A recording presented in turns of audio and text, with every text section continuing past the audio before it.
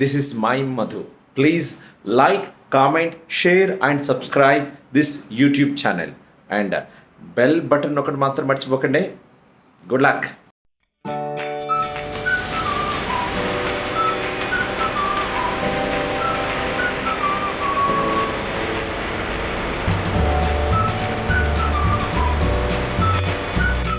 Temple మాత్రం చాలా ఎక్సలెంట్గా ఉంది.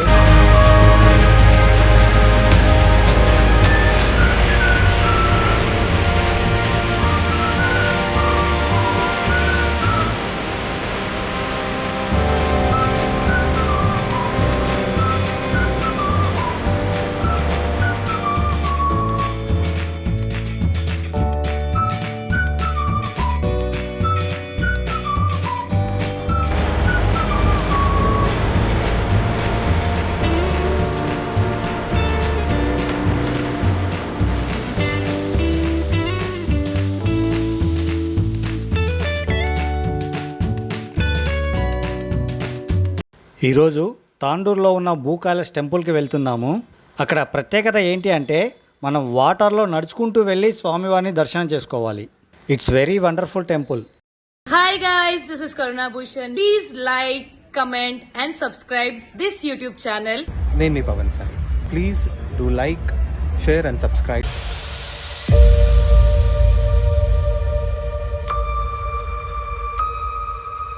ఓకే, మనము ఓఆర్ఆర్ దిగిన తర్వాత చిలుకూరు వెళ్ళే రూట్ అంటే చెవెల వెళ్ళే రూట్లోనే మనకు చిలుకూరు వస్తుంది. చిలుకూరుకి మనం ఇక్కడ ఈ మెయిన్ రోడ్ నుంచి రైట్లో వెళ్ళాలి. అయితే రైట్లో వెళ్ళకుండా జస్ట్ ఫార్ లాంగ్ ఒక 500 మీటర్స్లోనే ఇక్కడ లోటస్ టెంపుల్ ఒకటి ఉంటుంది. ఆ లోటస్ టెంపుల్ని మనం కవర్ చేస్తూ మనం వెళ్దాం. ఇది చిలుకూరు వెళ్ళే రూట్ అనమాట. ఈ రైట్ సైడ్లో చిలుకూరు వెళ్ళాలి. మనము ఈ జస్ట్ ఈ బిల్డింగ్ బ్యాక్ సైడే మనకు టెంపుల్ ఉంటుంది.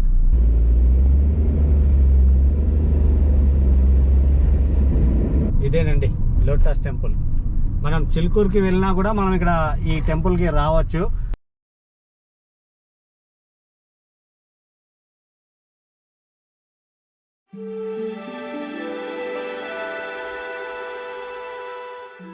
టెంపుల్ మాత్రం బాగుంది. ఇక్కడ ఈ మధ్య కాలంలో మళ్ళీ కన్స్ట్రక్షన్ చేసినట్టున్నారు. ఇక్కడ మనం భూకైలాస్ టెంపుల్కి వెళ్తుంటే ఈ లోటస్ టెంపుల్ కూడా మనం చూసి వెళ్ళొచ్చు అనమాట.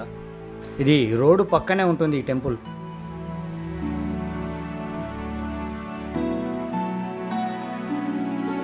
ఇక్కడ కలశం మాదిరిగా చేశారన్నమాట.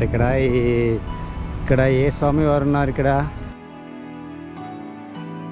స్వామి నారాయణ.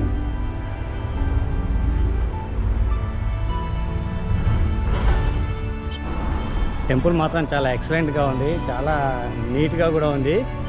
ఈ మధ్య కాలంలో రీకన్స్ట్రక్షన్ చేశాను అనుకుంటా. నేను ఒక 5 years బ్యాక్ వచ్చినప్పుడు ఇలా లేదు.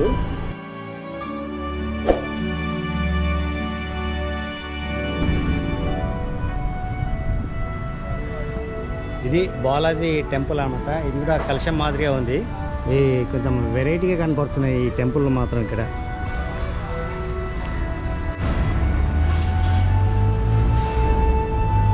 వెనకాల షాపింగ్ కాంప్లెక్స్ కూడా ఉన్నట్టుంది. షాప్స్ కూడా ఉన్నాయి ఇక్కడ.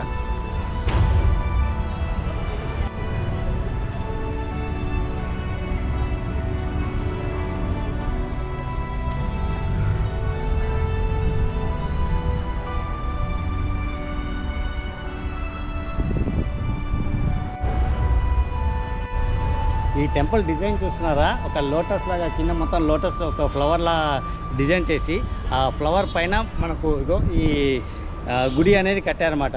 మన లోపల కూడా వెళ్ళి చూద్దాం మనము.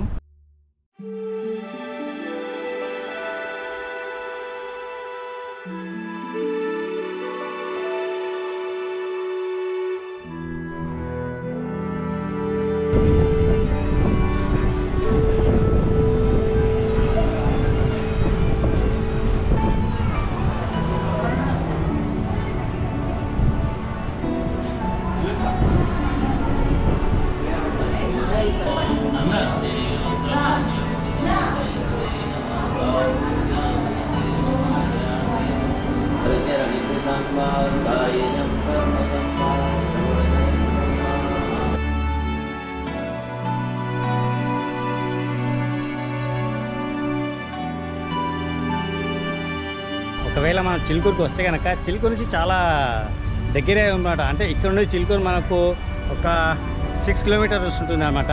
ఈవినింగ్ టైం అయితే ఇంకా బాగుంటుంది. ఇక్కడ పార్కు, గార్డెన్ అవన్నీ ఉన్నాయి. పిల్లలు ఆడుకోవడానికి కూడా మంచి ప్లేస్ ఉంది. కార్ పార్కింగ్ అయితే ఇబ్బంది లేదు.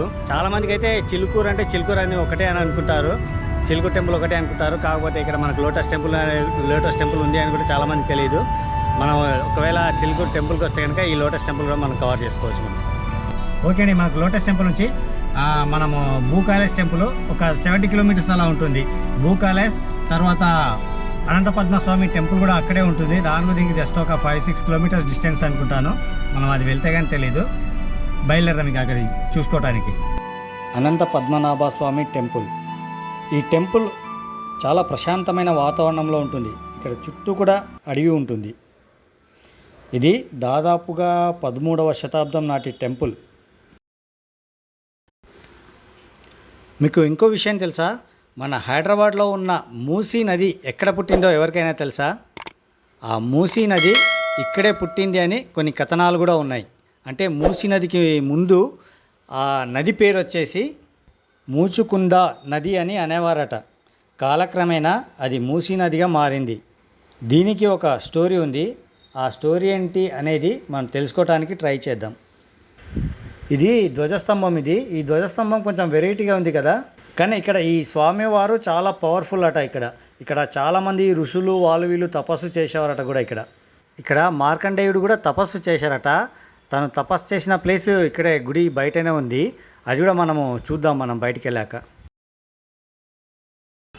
ఇక్కడ స్వామివారు కూడా గుహ లోపల ఉంటుందన్నమాట, గర్భగుడి. మనము లోపలికి వెళ్ళేసి మనము స్వామివారిని దర్శనం చేసుకోవాలి.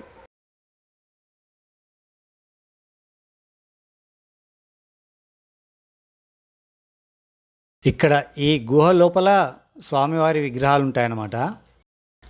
అయితే ఇక్కడ స్వామివారిని మనసారా మనం కొలిస్తే కోరిన వారికి కొంగు బంగారంగా నిలుస్తారని చెప్పేసి ఇక్కడ భక్తుల నమ్మకం.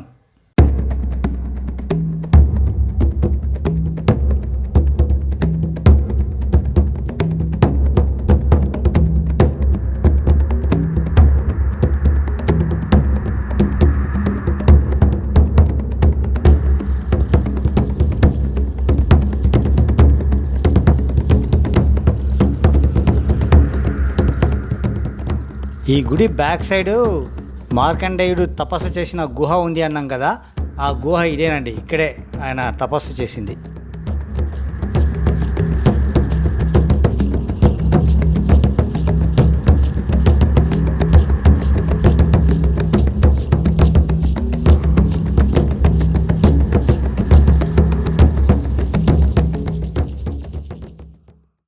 గాయ్స్, ఇప్పుడు మనము అనంత పద్మనాభ స్వామి ఆలయం చూసాం కదా. ఇప్పుడు మనం ఇక్కడ నుంచి మనకు జస్ట్ ఒక 35 కిలోమీటర్స్ అలా ఉంటుంది. భూకైలాస్ టెంపుల్ ఉంటుంది. ఓకే అండి, ఆల్మోస్ట్ ఆల్ మనము భూకైలాస్ దగ్గరికి వచ్చేసాం. మనము జస్ట్ ఇంకొక 1 కిలోమీటర్ అలా ఉంది. ఇది ఏంటంటే శివాలయం అనమాట. ఇక్కడ ఏంటంటే 12 జ్యోతిర్లింగాలు అని కూడా అంటారు. అంటే మనకు జ్యోతిర్లింగాలు 12 కదా. ఆ 12 జ్యోతిర్లింగాలు కూడా ఇక్కడ దర్శించుకోవచ్చు అని అంటారు అనమాట. అందుకని 12 జ్యోతిర్లింగం అని అంటారు. ఇక్కడ ఆల్మోస్ట్ మన దగ్గరికి వచ్చేసాము. కానీ అక్కడ ఎందుకు చెప్పడం ఎందుకు, అక్కడికి వెళ్ళిన తర్వాత చూస్తే మీకే అర్థమవుతుంది ఎలా ఉంటుంది ఏంటి అనేది. చూద్దాం. ఓకే గైస్, మొత్తానికి మనం భూకైలాస్ టెంపుల్కి వచ్చాము. మా రైట్ సైడ్లో టెంపుల్ ఉంటుంది. అయితే ఇక్కడ చాలామంది కూడా ఇక్కడ ఎంట్రీ ఫీ లేదు అని అనుకుంటున్నారు. చాలామంది నేను చూశాను కూడా ఫీజు ఉందా అని. ఫ్రీ అయితే కాదండి. ఇక్కడ ఎంట్రీ ఫీజు వచ్చేసి 100 రూపీస్ ఎంట్రీ ఫీజు ఉంటుంది. అలాగే అర్చన చేసుకోవాలంటే 101, హారతి తీసుకోవాలంటే 51 రూపీసు, రుద్రాభిషేకం 1000 రూపీస్, ఇలా రేట్స్ అని పెట్టారు. కానీ ఫ్రీ మాత్రం కాదు. ఇక్కడ మన లగేజ్ ఏమైనా ఉంటే పెట్టుకోవడానికి లాకర్స్ కూడా ఇక్కడ ఉన్నాయన్నమాట. ఇక్కడ పెట్టుకోవచ్చు. మనం ఇక్కడ లోపలికి వెళ్ళగానే ఒక థ్రిల్లింగ్ అనేది వస్తుంది. అంటే ఆ వాటర్ని చూడగానే మనం ఇప్పుడు వాటర్లో నడుచుకుంటూ వెళ్ళాలా అన్నంత థ్రిల్లింగ్గా ఉంటుంది అనమాట. ఆ వాటర్లో మనం నడుచుకుంటూ వెళ్తుంటే. ఇంకెందుకు మనం లోపలికి వెళ్ళి చూద్దాం. ఓకే, మనం వచ్చాం కదా, ఇప్పుడు లోపలికి వెళ్ళి చూద్దాం టెంపుల్ లోపల ఎలా ఉంది ఏంటి అనేది. మొత్తం కేకలుగా ఉన్నారు, చాలా ఎంజాయ్ చేస్తున్నారు లోపలగా అందరూ.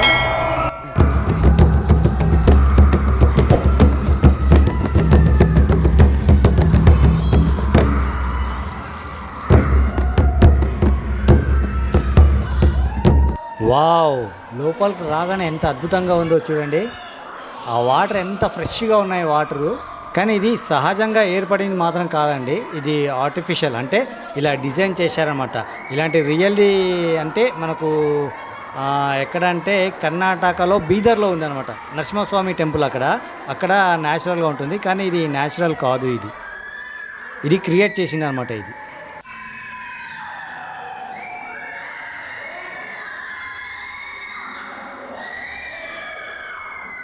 ఇక్కడ వాటరు ఆల్మోస్ట్ ఆల్ పెద్దవారికి మనకు ఒక చెస్ట్ వరకు వస్తుంది, చిన్నపిల్లలకి అయితే కొంచెం మన గొంతు వరకు మునిగిపోతున్నారు అనమాట వాటర్లో. కానీ మరీ చిన్నపిల్లలు అంటే కొద్దిగా కేర్ఫుల్గానే ఉండాలి. కానీ ఇలా ఈ వాటర్లో ఇలా నడుస్తూ వెళ్తూ ఉండేది అనేది మనకు ఎక్కడ లేదు. మనకు ఇదొక ఇలా మనం వాటర్లో వెళ్తుంటే మనకు చాలా థ్రిల్లింగ్గా ఉంటుంది. అలాగే చిన్న పిల్లలకైతే ఇంకా వాళ్ళకి పండగ అనుకోండి, వాటర్ చూస్తే ఎవరికైనా ఇదే కదా, అలా స్విమ్మింగ్ చేసినట్టుగా ఉంటుంది. పిల్లలకి చాలా చాలా హ్యాపీగా ఎంజాయ్ చేస్తారు ఇక్కడైతే.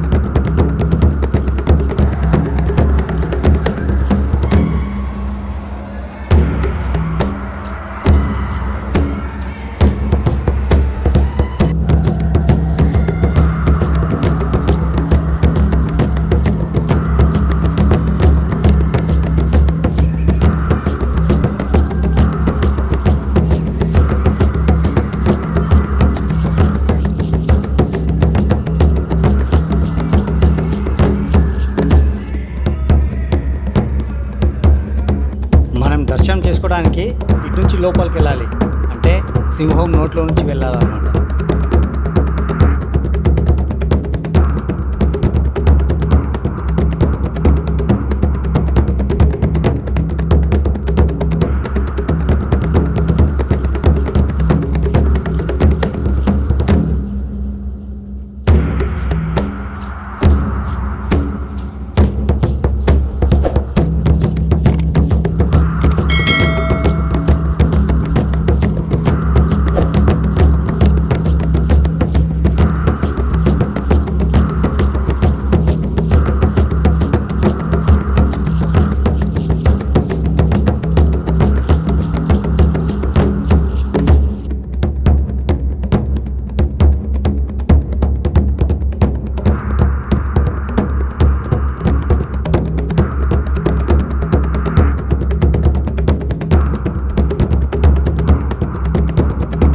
ఓకే గైస్, నేను మాత్రం ఈ సండేని చాలా ఎంజాయ్ చేశాను. మనం ఇక్కడికి రావాలి అనుకుంటే ఏదైనా హాలిడే రోజైనా సండే రోజైనా మనం ఉదయం వచ్చి ఈవినింగ్ వరకు మనం రిటర్న్ వెళ్ళిపోవచ్చు.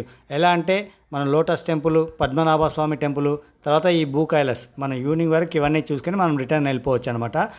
మేము మాత్రం ఎంజాయ్తో పాటు బాగా ఎంజాయ్ చేసాము. ఎంజాయ్తో పాటు మాకు మంచి దర్శనం కూడా జరిగిందనమాట.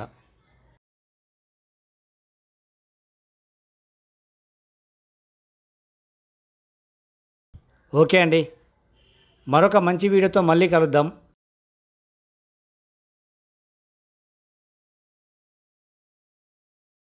ఈ వీడియో మీకు నచ్చినట్టయితే కనుక ప్లీజ్ లైక్ చేయండి, షేర్ చేయండి, కామెంట్ చేయండి.